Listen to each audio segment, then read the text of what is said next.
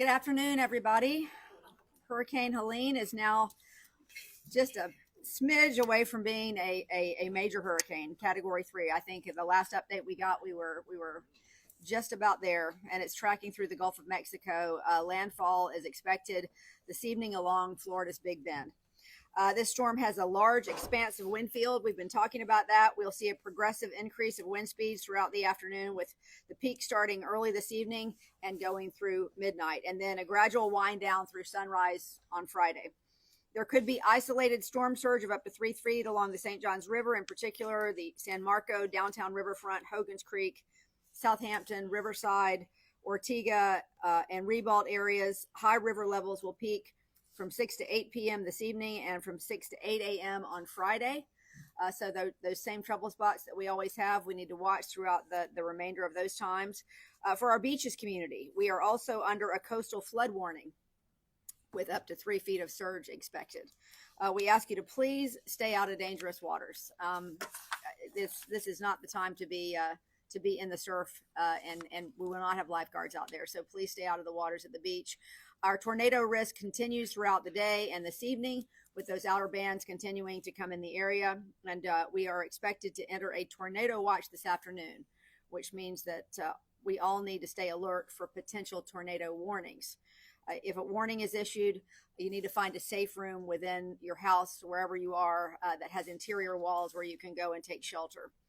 All in all, please remain sheltered at home today and tonight if at all possible. If you don't have to be on the roads, it's just a great time to be in and hunker down. Please don't venture outside in the wind lulls between the outer bands. As we've talked about earlier, we have such saturated grounds from all the rains that we have. So trees are going to be weakened with root systems loosened up. And all of that is going to cause us a problem in terms of trees coming down. So there have been fatalities from this in past storms, and we really would like to avoid that if at all possible. So please stay away from floodwaters as well. The sheriff asked me to remind you to please not drive through floodwaters. That presents you with a particular problem, and certainly for them too if they have to come and fish you out. So as a reminder, keep your phone charged. Download JaxReady. That app is really helpful, and it will contain all the new information, updated information. And this is going to be a fluid storm, y'all. When we get into the later hours of this evening, there's a lot that we still don't know about how much this is going to affect us. So stay up to date with that JaxReady app and pay attention to your local meteorologist for real-time updates. In terms of our public safety teams, our emergency road access team, or ERAT, are staged in Riverside, Normandy on the west side, near Jacksonville Farms, Terrace, Mandarin, Sandalwood, Southside Estates, East Arlington, and on the south side and north side. The job of our ERAT teams will be to clear any roadways that become blocked by downed trees or power lines, so first responders can travel safely through. We want to make sure, again, to say to you, please reserve the 911 lines for true emergencies, and call 630 City if you have any issues beyond emergent situations. We need you to keep those emergency lines open. We also have swift water teams staged downtown and in St. Nicholas in case there is a rescue need in any of the flooding situations. JSO will have 40 additional police officers ready to go on top of the regular patrol teams. Let's see. Additionally, we have so many JEA crews out there. I really want to thank JEA for the staff up. I mean, they're very prepared. They've seen this before. If we have tornadoes, that's going to cause us a tremendous problem. They've got 430 line workers out there, 250 wastewater crew members, 130 tree removal crew members. All in all, 2,200 member workforce is working today and tomorrow. And I do want to ask for your patience. I know everybody gets frustrated with power outages. We are going to have power outages with the winds like they're going to be. We have almost 900 square miles of city here. So please know that our JEA crews, that's 8,200 miles, y'all. 8,200 miles of power lines. So please make sure that you're patient with these crews. They're going to be out in every way they can be, as long as it's safe, trying to get power back on as quickly as they can. They're going to address the greatest needs first, essential services first. So please do be very, very patient in that process. Bucket trucks can only go up if the winds are 30 miles per hour or under. So again, we're going to have several hours of conditions where the winds are going to be higher than that. So they'll be out as conditions permit. JEA CEO Vicky Cavey asked that we remind you that it's not just the power lines. When trees come down, roots go up, and they bring water and sewer lines with them. That's why we have wastewater crews ready to go. Another reminder, any scheduled disconnections are going to be discontinued through the storm, so you do not have to worry about your power being disconnected in the duration of this storm. Our Public Works Department has 10 stormwater teams staffed up today and tonight. Pumps are staged in San Marco, and we have 5 pumps in reserves ready to go as needs arrive. We also have had crews out yesterday. I want to give a special shout out to Nina Sickler in our Public Works Department. We had a lot of calls to 630 City yesterday saying, hey, you guys told me to clean up the stuff from the yards, but now it's sitting out on the curb, and what's going to happen to it? So we brought extra crews out yesterday afternoon. That's continuing to pick up roadside debris. They have picked up 1,200 cubic feet of yard waste off of curbs to ensure that it didn't become projectiles. So thank you to our Public Works crews for being on top of that. If you have debris from missed yard waste collections, it needs to be brought in and secured during the storm, though, please. No special collections will be performed today outside of our normal collection. We're going to be keeping solid waste pickup on schedule for today and tomorrow, as long as it's safe to do so. If there are any homes missed on those days, again, that pickup will be on Saturday morning. 2 important reminders. If you see downed power lines or trees, again, 630 City, 630-2489. That is staffed 24/7 through the duration of the storm. If you suspect a safety issue or a live wire, or you see something that is sparking, that's where you can call 911, or if you feel like you are in an emergent situation. Again, we want to keep those 911 operators available and 911 crews. As far as our bridges are concerned, the Florida Department of Transportation works closely with the Jacksonville Sheriff's Office and the Florida Highway Patrol to monitor the wind conditions on the bridge. Bridges will remain open until weather conditions make that bridge unsafe for travel. At that point, FDOT will work with law enforcement to make sure that the closures are communicated via media channels and social media and JaxReady. As you've seen in the past, what happens is when those sustained winds get at 40 or above, they'll shut down the bridges. That's usually sort of a, like this. They'll be shut down, they'll be opened up, they'll be shut down, they'll be opened up. That's generally how it's going to work. So you're going to have to just be patient with that process when the winds do pick up. We had a question yesterday about University and I-95. That, per DOT, is open and operational. In terms of our shelters, we currently have about 250 citizens in our 5 shelters. They will be open throughout the duration of the storm. Please use them if you're in a low-lying area, a mobile home, or under a heavy tree canopy. Again, our biggest concern here is isolated tornadoes and trees coming down because of the saturated grounds and the winds that we're expecting. People with special needs should continue to contact 630 City, 630-2489. We have also been proactively calling through the Special Needs Registry offering rides. JTA is providing free transportation to those shelters on an ongoing basis. Atlantic Coast High School is special needs only and also pet friendly. We also have Chaffee Trail Elementary, the Legend Center, Landmark Middle, and La Villa School of the Arts. Those are all of our shelters that are open. If you're planning to take advantage of a shelter downtown, remember there are 2 locations, that's Legend Center and La Villa, that are near downtown. In terms of Ken Knight Drive, a number of you asked about Ken Knight Drive yesterday. JTA is providing free shuttles for Ken Knight Drive residents throughout the duration of this storm. Okay, so that's going to happen every 15 to 30 minutes. So people that want to get picked up there and taken over to the Legend Center, they will be able to do so. The Kings Avenue Garage is open to the public for residential parking. So if you live in a low-lying area that's prone to flooding, you can go park in the Kings Avenue Garage. The Fixed Route and First Coast Flyer buses will begin flood detours at 4 p.m. unless weather conditions deteriorate sooner. You can again download the MyJTA app to stay up to date on any route changes. JTA will continue to run regular operations on JTA's fixed bus route, BRT, First Coast Flyer routes, Connection, and Ready Ride service as long as it is safe to do so. And at this point, we are anticipating that everything returns to normal on Friday. Obviously, as I said, with this storm really hitting primarily into the evening and overnight, we really are going to have to monitor that. And I hope you will stay tuned to JaxReady and to your local TV stations to make sure that you're aware of any changes that happen with debris on the road or anything that may happen to change the cadence of things. The St. Johns River Ferry is closed. Will be open again tomorrow. That's what we anticipate anyway. Skyway, same thing.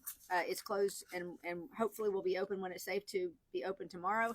Getting a lot of calls about the airport. Some flights have been canceled, not all.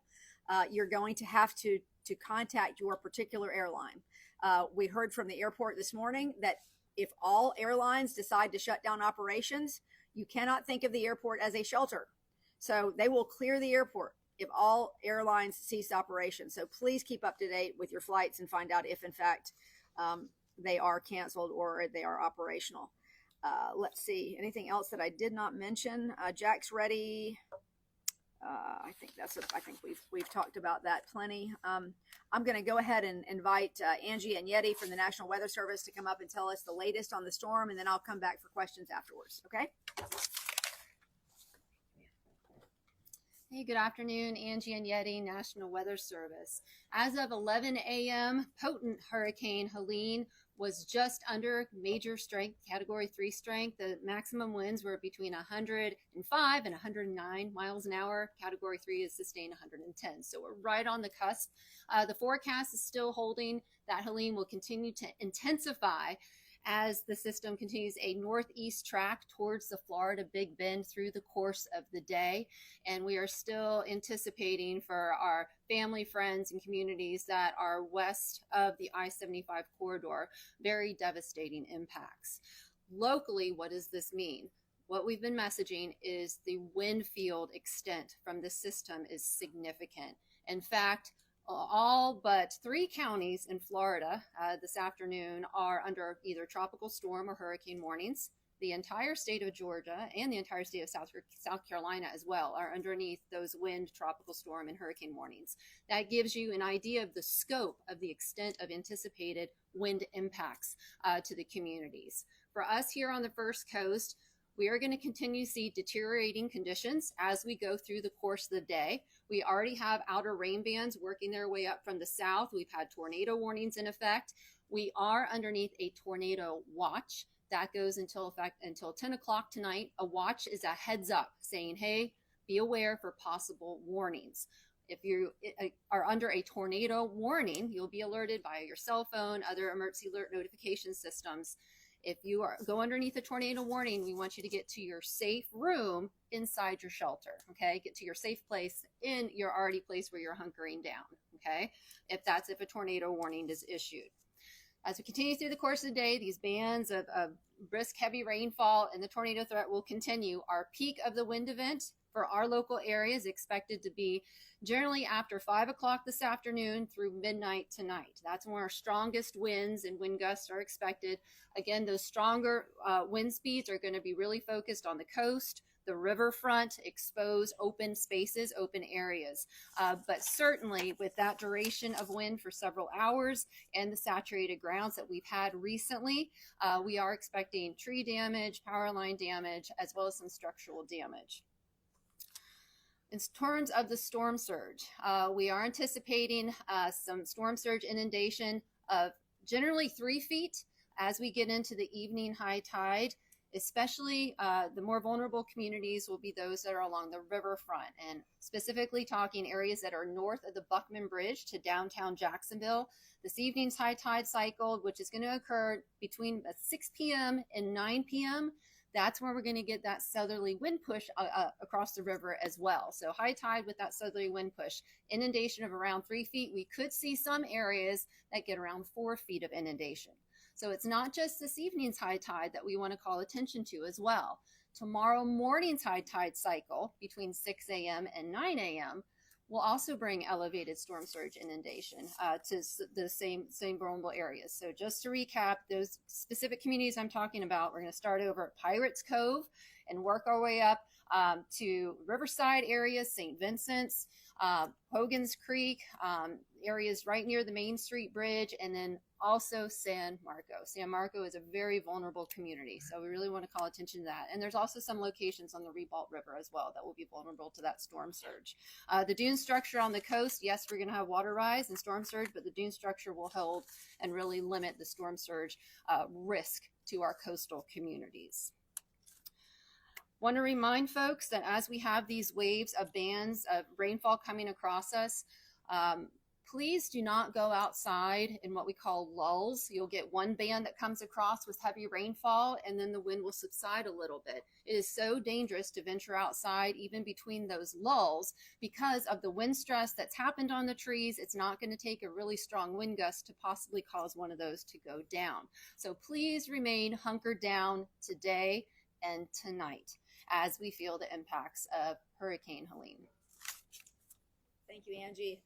And I just want to once again say that everything remains the same in terms of what our plans are in terms of bringing back city employees tomorrow. I think that's true for our beaches as well. We're all monitoring overnight, and we really do need you to stay in close contact with your television stations, with JaxReady.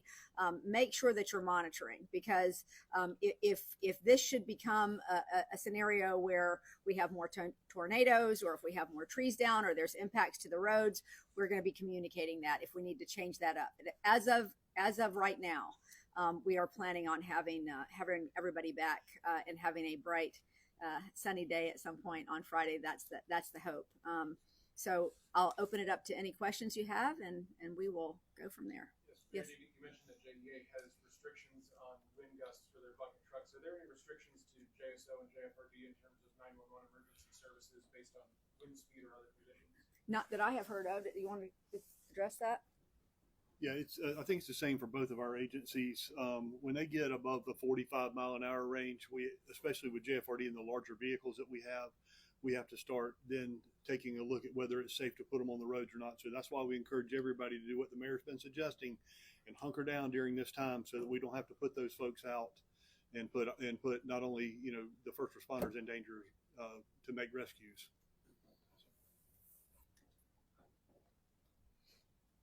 Yes, sir. It's for either you, Mayor, or Ms. Ignetti, but are you expecting to see any additional sustained wind in the western part of the county? That's an answer question. Yes, absolutely. There's no portion of the county that's not going to be impacted by tropical storm force winds. So on the west side, generally on the west side, let's say 30 to about 40 miles an hour sustained. And then we could see gusts up to 60 at times. But really, the stronger magnitudes are going to focus more towards our open spaces, like the riverfront, and over towards the coast. And then secondly, a follow-up question, considering how saturated the ground is, have we had an event like this where the ground has been saturated and then we have a tropical event on top of that you can recall? Is there any reference point to what we're dealing with at this moment? Well, yes. Just about every year, this time of year is pretty much our rainy season, tropical season. So any kind of saturation on the ground with any kind of wind event is certainly going to cause trees to go down. Other questions? Yes. The 5 p.m. to midnight slot where the winds are going to be heaviest, is that going to be tropical storm force winds throughout that 7-hour period, or is there a way you can quantify what the wind's going to be like over that time? Yeah, so that's kind of our main window of the strongest, more persistent, higher magnitudes, the higher wind speeds, I should say. But the winds are going to come in peaks and lulls. That's the behavior of these systems. So, for any one particular location, it's not necessarily going to be sustained at 45 miles an hour for 8 hours straight, right? The winds are kind of peaks and lulls. But during that time period from about 5 p.m. till about midnight, I think that is for the First Coast area, for the Jackson Metro area, our peak window of seeing some of the strongest wind impacts.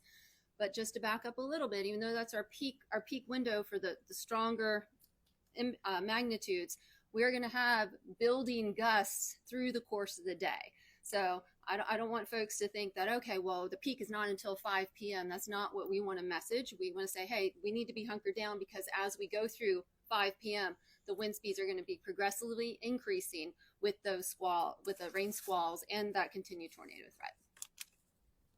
Also, it sounds like there'd be some nighttime damage taking place. Does that affect any of the emergency response by JEA? Does it make it harder for them to get out with the crews and work in nighttime conditions?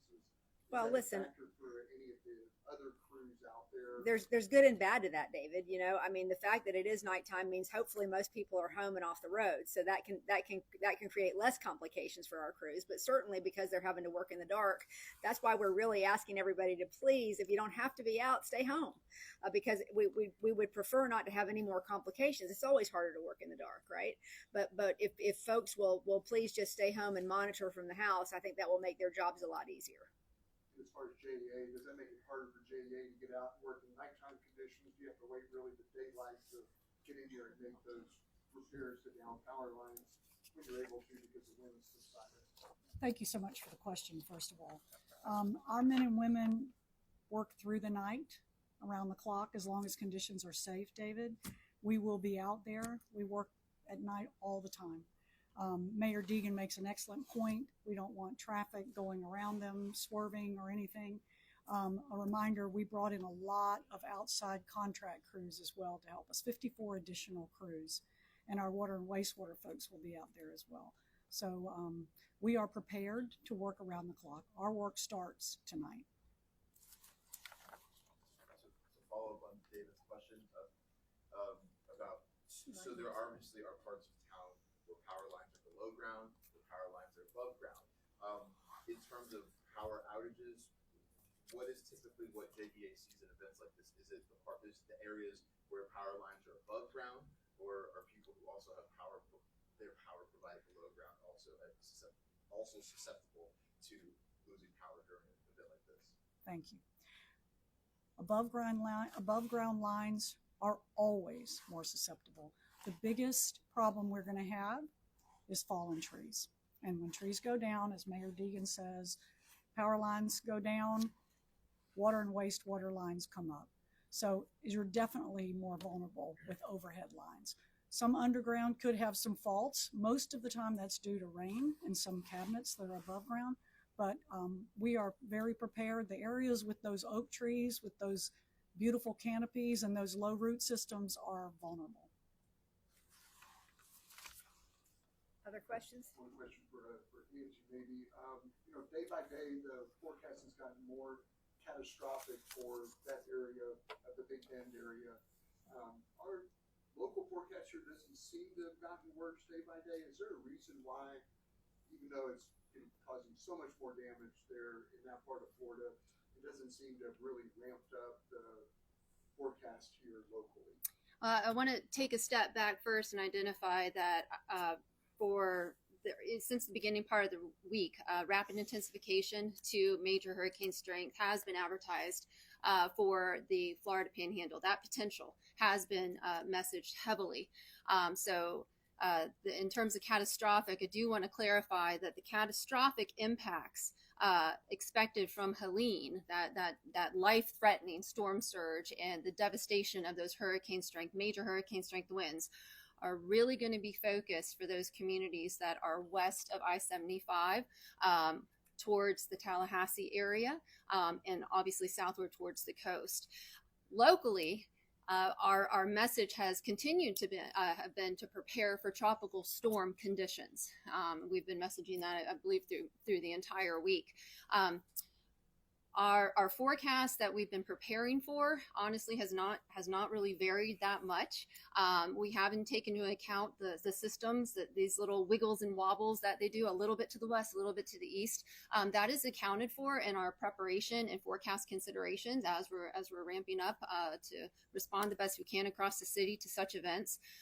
So I just want to say that there has been very consistent messaging from the Hurricane Center, from the fellow Weather Service offices of the catastrophic impact that Helene is going to have, and we have been preparing through the entire week for tropical storm impacts here. Angie, I'm gonna throw a question in here too. So how far out from the center of the storm do you see? How many miles out from the center of the storm do you see hurricane force winds? Well, at this point, the strongest winds are going to be within the inner core, and typically that inner core is under about 50 miles in diameter.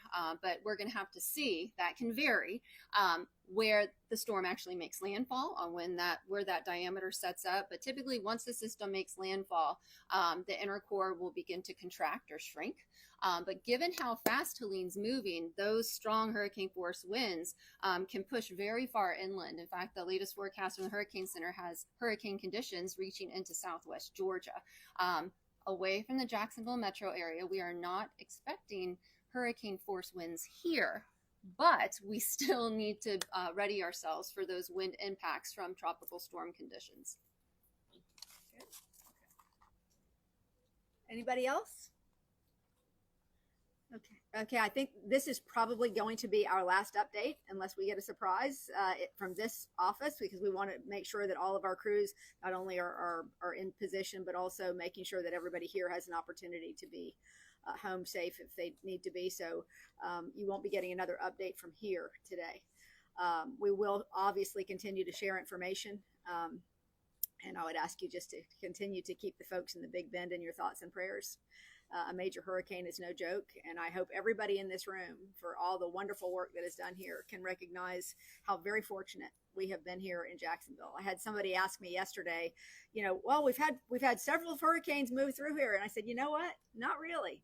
We feel like we have, because we've been on the fringes. We've certainly had some bad situations like we've had with Irma, but we still have not had a direct hit in Jacksonville since Hurricane Dora back in the 60s. So I hope you'll appreciate that grace that we have had here in this city. And please be safe and be careful. Heed what we've said so that our emergency crews can do the work they need to do and don't have to get in and get into any sort of a bad situation they don't need to be in. But very, very grateful that our community once again seems to be spared the worst. But thank you all so much, and we'll continue to share updates as we need them. Thank you.